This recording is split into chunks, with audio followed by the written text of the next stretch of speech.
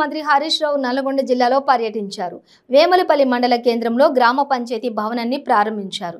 మంత్రి వెంట మంత్రి Jagadish Reddy, MP Lingaiah Yadav, ZP chairman మండల బండ నరేందర్ రెడ్డి, ఎమ్మెల్యేలు భాస్కర్ రావు, భగత్, ఎమ్మెల్సీ కోటిరెడ్డి తదితరులు పాల్గొన్నారు.